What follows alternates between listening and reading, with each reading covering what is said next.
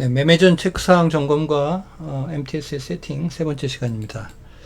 자, 종목 투자자 들어갈 시간이죠. 예. 이 MTS에는 이렇게 간단하게 종목 투자자 이렇게 되어 있는데요. 사실은 투자자별 매매 동향의 종목별 투자자, 예, HTS에 가면 이렇게 되어 있습니다. 예. 이런 게 좀 불편하죠. 이해가. 투자자별 매매 동향에 이렇게 하고 종목별 투자자 이렇게 되어 있는 겁니다. 예. HTS 가면. 예.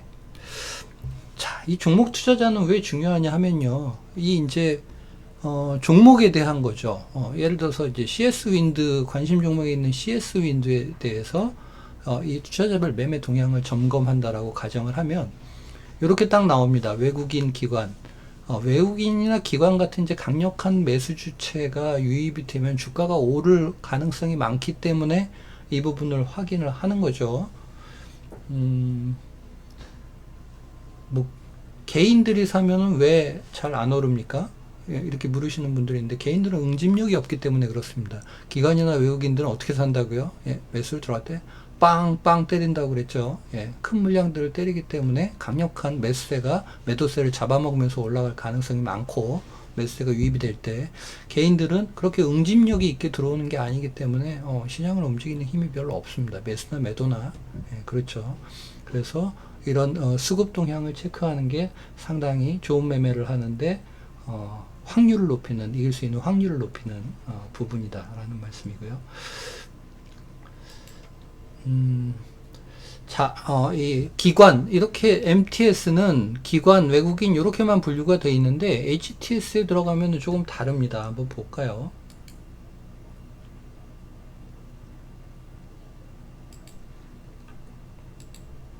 자, HTS를 들어가시면은 이렇게 기관이 분류가 되어 있어요. 금융투자, 보험, 투신, 기타 금융, 은행, 연기금, 사모펀드 뭐 많이 분류가 되어 있습니다. 여기서 이제 보시면은 투신과 사모펀드가 조금 공격적인 매수 성향을 많이 가지고 있다. 예. 예, 근데 뭐 이게 항상 그런 건 아닙니다. 예. 뭐, 엄청 이게 폭락장이 지속되고 그래갖고 뭐 자산운용사들도 뭐 직원들 뭐 감원바람, 그러니까 이 투신이, 예, 이거 얘네들 왜 안 바꾸는지 모르겠는데 자산운용사죠, 자산운용사. 예, 지금은 투신이란 말을 잘 안 씁니다. 근데 또 이제 또 일루 회기, 또 이 명칭을 또 이쪽으로 회귀하는 회사들도 있어요. 근데 보편적으로 자산운용사를 투신, 과거엔 투신이란 말을 썼고 요즘 자산운용사란 말을 더 많이 씁니다. 이 투신과 사모펀드가 강력한 매수 주체인 경우들이 많고요. 예, 매수의 강도, 그러니까 집중력 있게 매수를 하는 경우들이 많고, 뭐 어쨌든 국내 기관 중에 가장 규모가 크고 탁월한 이 매수 주체는 연기금이죠. 근데 연기금은 단기간에 뭐 강하게 사고 팔기보다는 그런 시세 차익을 노리기보다는 좀 중장기적인, 예, 중장기적 성향을 많이 가지고 있다. 예, 연기금은 그런 거죠. 그리고 뭐 그 이외에 뭐 보험이라든지 은행 그렇게 중요한 이 주식시장에서 중요한 매매 주체는 아닌 것 같아요. 자, 그리고 금융투자는 주로 증권회사입니다. 주로 증권회사. 예. 증권 계정 중심의 투자 주체다 이렇게 보시면 돼서 주로 증권회사다 이렇게 이해하시면 되고요. 증권회사는 아주 오래됐습니다만 언제까지 지속될지 모르겠습니다만 아직은 단기적인 투자 성향이 매우 강하다. 예. 오늘 금융투자가 강하게 매수했다고 해서 좋아하지 마라. 예. 오늘 매도했다고 해서 뭐 실망할 일도 없고 단기적인 투자 성향, 거의 뭐 차익 거래라는 것에 어마어마한 돈을 들여서 뭐 하루에 0.1%, 예. 이게 240일이면 1년이면 24%니까 적은 수익이 아닙니다. 그래서 이 차익 거래라는 걸 이용해서 뭐 이런 단기적인 매매 차익을 노리고 매매를 단기 매매만 진행을 하는 경우들도 굉장히 많고요. 그래서 그런 매수 주체별로 특성이 있다. 외국인은 유럽계 자금들이 단기적인 성향이 좀 강한 편입니다. 네, 유럽계 자금들이. 예, 그래서 뭐 CS라든지 예, 도이치뱅크라든지 예, CS라든지 도이치라든지 뭐 이런 데들이 단기적인 성향이 강할 거고요. 미국계 자금들 여러분들 뭐 너무 잘 아는 모건스탠이라든지 예, 골드만삭스라든지 또 뭐 시티뱅크라든지 예, 시팅이래네 시티그룹이라든지 뭐 이런 데들이 이제 좀 중장기적인 투자 성향이 현재는 강한 편입니다. 그런 부분들 이해를 하고 계시면 매매에 이제 도움이 많이 되시겠죠. 자, 그래서 MTS에는 구분이 안 돼 있다. 그래서 요런 투자자별 매매 동향은 반드시 HTS를 통해서 확인을 해야 된다라는 말씀 드리고요. 자, 이제 종목별 투자 했죠. 자, 종목별 투자자 나왔는데 이제 또 뒤에 가면은 또 나옵니다. 그래서 이게 헷갈리실 수 있는데 제가 설명을 드리겠습니다. 자, 이제 시장 현황 넘어가겠습니다. 종합 뉴스 뭐 일반적인 뉴스고요. 속보 같은 것들 잘 보시면 되겠죠. 단기 매매 또 중요하게 생각하시는 분들은 속보에 예민하실 필요가 있고, 자, 이 매매 종합. 자, 이 종목별 투자자는 끝났고요. 요거는 자, 이렇게 매매 종합 들어가시면 이렇게 개인, 외국인, 기관, 예, 이래서 투자자별 매매 동향이 또 있습니다. 예. 그리고 이거는 이제 전체 시장에 대한 거죠. 전체 시장. 예. 전체 시장을 외국인이 오늘 순매수를 뭐 얼마를 했네. 예. 뭐 한번 같이 볼까요? 그래도 처음 보시는 분들도 많으실 테니까 좀 그래도 기초를 다진다는 의미에서 같이 한번 보겠습니다. 자, 보시면은 코스피 예, 코스피 시장에서 외국인이 오늘 끝나고 나서 보니까 1679억 매수를 했네. 기관이 1082억 매수를 했네. 그리고 코스닥 시장에서는 외국인이 939억 매수를 했네. 기관은 뭐 마이너스 319억 팔았네. 개인이 2800억 팔았네. 이런 거죠. 개인과 외국인 기관의 시장별로 코스피 코스닥 시장별로 이렇게 확인하실 수 있고, 선물 시장도 개인이 선물을 뭐 2200억 샀네. 외국인이 현 선물 매수를 다 했네요. 그죠? 현물, 선물, 코스닥까지 외국인이 매수를 큰 규모는 아니지만 매수를 하는 날이었네. 예, 옵션까지는 여러분들 좀 너무 무리인 것 같고, 이 정도는 뭐 볼 필요가 있겠다. 예, 그래서 전체적으로 시장에 대한 것들을 왜 보느냐? 모든 종목은 시장에서 자유롭지 않습니다. 여러분들 지수가 어떻게 얻어지는지 아시나요? 코스피 지수, 코스닥 지수. 전 종목을 산술 평균에서 얻어집니다. 코스피 지수는 코스피 종목을 전부 산술 평균에서, 코스닥은 코스닥의 전 종목을 산술 평균에서 얻어집니다. 그렇기 때문에 이 삼성전자가 시총 비중이 크잖아요. 시가총액이 우리 시장에서 차지하는 비중이, 그죠? 예. 그러니까 코스피 시장하고 이 싱크로율이 굉장히 높습니다. 예. 이 싱크로율이 굉장히 높아요. 예. 우리는 요거를 상관계수가 높다 이렇게 표현을 합니다. 상관계수가 되게 높죠. 예. 예. 그래서 시총 비중이 높은 종목일수록 이 부분에 동향에 따라서 시장의 움직임에 주목해야 된다. 외국인 기관이 이렇게 샀으니까 시장은 양봉으로 끝났을 가능성이 많겠네요. 그죠? 예. 어쨌든 외국인이나 기관이라는 매수 주체가 시장에서 매수를 하는 날이 시장이 오르거나 혹은 뭐 개파락 출발을 하더라도 시장이 상승할 가능성이 많은 날이다. 그래서 요걸 이정표로 삼을 수 있다. 그래서 이거 매매 종합 반드시 보면서 체크하면서 시장에 임하시는 게 좋고요. 이 매매 종합이 이 추이 곡선으로 확인이 가능합니다. 예. 이렇게 보시면은 이게 이제 당일 추이입니다. 매매 종합의 당일 추이. 예. 시장 현황해서 매매 종합 있고 제가 당일 추이를 또 넣어놨죠. 예. 어디 있습니까? 조금 전에 보신 게 매매 종합 개인 외국인 기관이 어떻게 사고 팔았어 라는 거 확인을 했던 거고,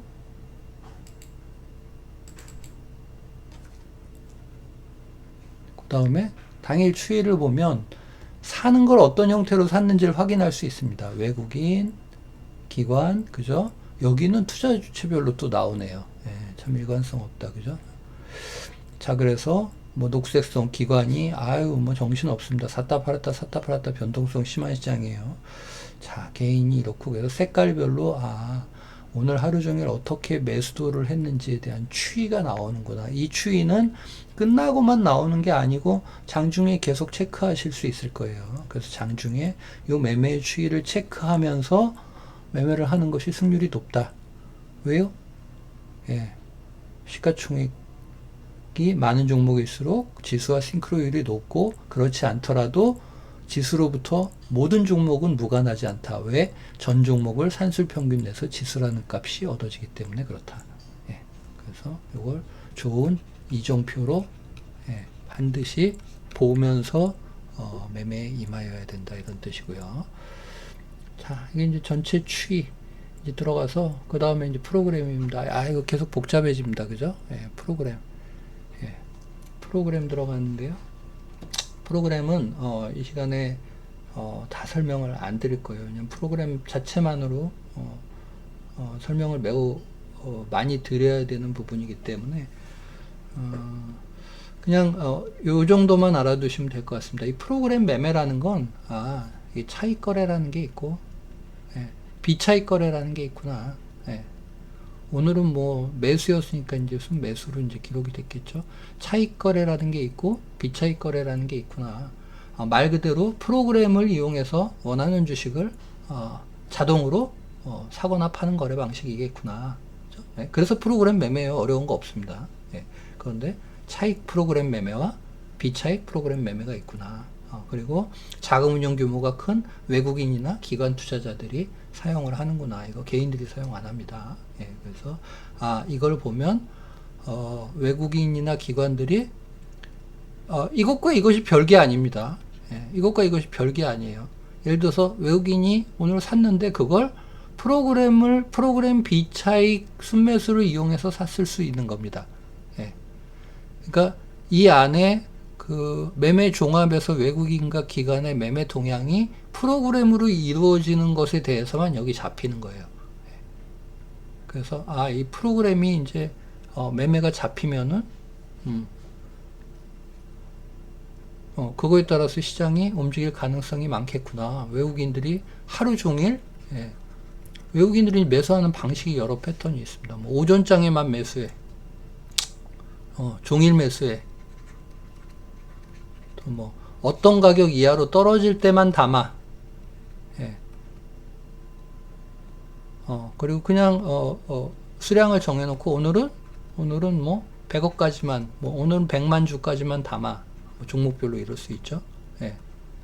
그래서 여러 가지의 매수 방법들이 있어요.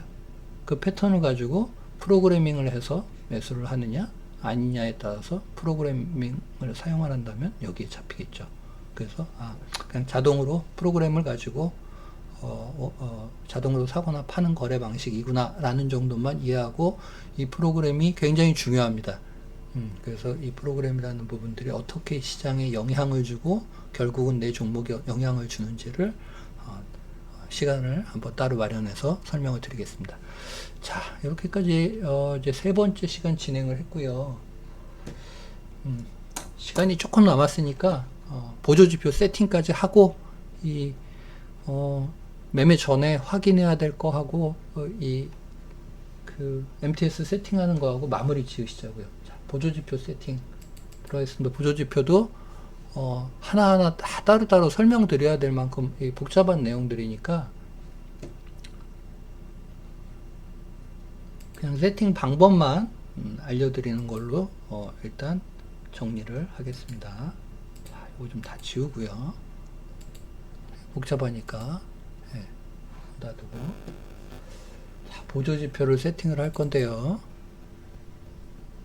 자, 하나씩 보겠습니다. MACD하고 슬로우 스토캐스틱을 세팅을 합니다. 이렇게 종목을 들어가시면 여기 이제 지표라고 있어요. 지표. 요거 이제 지표라고 누르시면은 요런 게 쭉 나옵니다. 그리고 요 설정 버튼, 요 톱니바퀴처럼 생긴 거 있죠?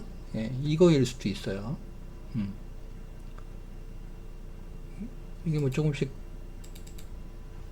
저도 MTS를 자주 쓰지 않기 때문에, 자, 이 지표에 아마 걸려 있겠죠. 이 지표를 누르시면은 쫙 이렇게 뜰 거고, 예. 그리고 이렇게 또 뜰 겁니다. 예.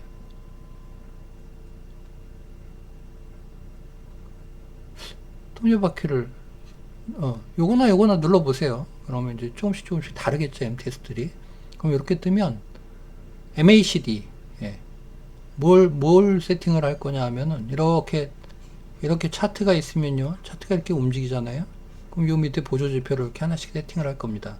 그래서 거래량, 예. MACD, 슬로우 스토캐스틱 이렇게 세팅을 할 거예요. 예. 그러니까 이렇게 누르시면 됩니다. 거래량, 화살표 체크하고 MACD, 슬로우 스토캐스틱. 자, 이렇게 체크하시면 되고요.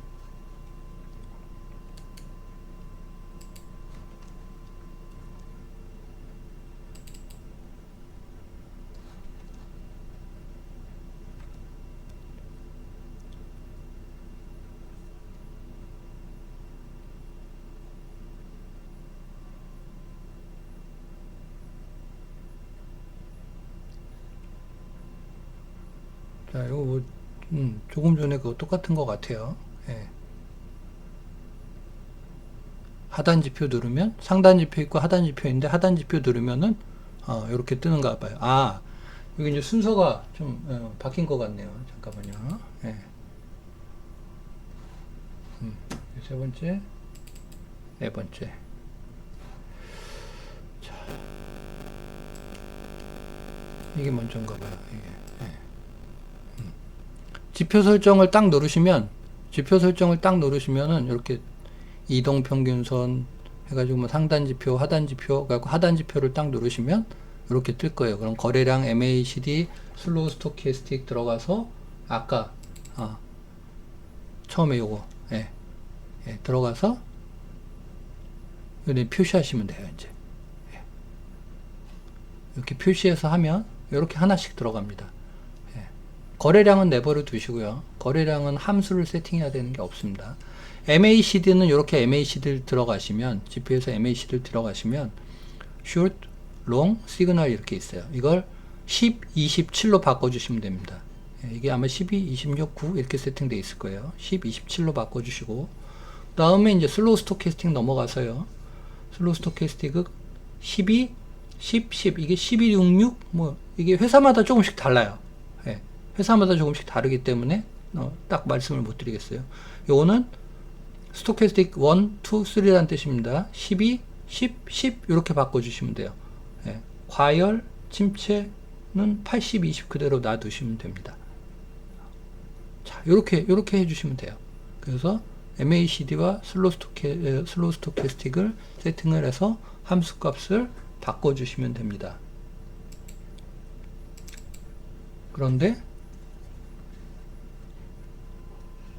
그러면은 여러분들 차트에 어떻게 나와야 되냐 하면은 이 종목 차트잖아요. 예를 들어서 LNF다 그러면 LNF에서 이제 들어가는 거예요. 지표부터. 그러면은 이렇게 하고 막 주가가 이제 봉 차트가 이렇게 있을 거 아니에요. 그죠? 봉 차트가 있으면 요 밑에 거래량 MACD 슬로우 스토캐스틱 이렇게 세팅이 되는 겁니다. 이게 상승 추세로 바뀌면은 슬로우 스토캐스틱을 나중에 RSI로 바꿀 수 있어요. 이거 왜 그런지는 나중에 설명을 드리겠습니다. 보조지표 설명드릴 때. 지금은 거래량 MACD 슬로우 스토캐스틱 이렇게 해서 세팅을 하면 됩니다. 그러면 이제 차트가 이렇게 생길 거예요. 됐죠? 자, 이렇게 무려 세 타임에 걸쳐서 3회 강의에 걸쳐서 MTS를 세팅을 하고 MTS 세팅을 하면서 우리가 반드시 매매 전에 체크하고 확인해 두어야 될 사항들에 대해서 점검을 했습니다. 지금까지 여러분들이 이런 사항들을 점검하지 않고 매매를 했다면 굉장히 잘못되고 승률이 낮은 매매를 했던 것이다. 이렇게 이해를 하시면 돼요. 이 많은 것들을 다 체크하고 그리고 매수할지 매도할지를 결정하는구나. 그런데 여러분들 여기서 정말 중요한 것들 다 빠졌잖아요. 뭐 있어요? 기업에 대한 기본적 분석 다 빠졌습니다. 그죠?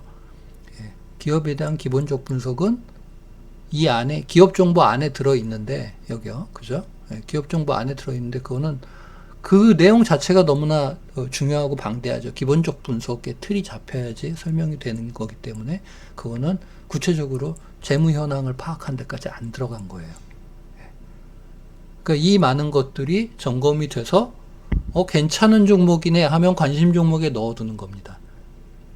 그래서 그 관심 종목에 넣어둔 종목이 좋은 자리를, 좋은 가격과 좋은 매수 자리를 줄 때까지 잘 기다렸다가 매매에 임하는 거죠. 그걸 단기 매매로 갈지 중장기 매매로 갈지는 그때그때 선택, 시장 상황 이런 것에 따라서 유연해야 되겠죠. 자, 이렇게 세 번에 걸쳐서 이 과정을 진행을 했습니다. 나머지는 또 실전 매매 들어가면서 디테일하게 조금 더 설명을 드릴 수 있는 기회가 있을 것 같습니다.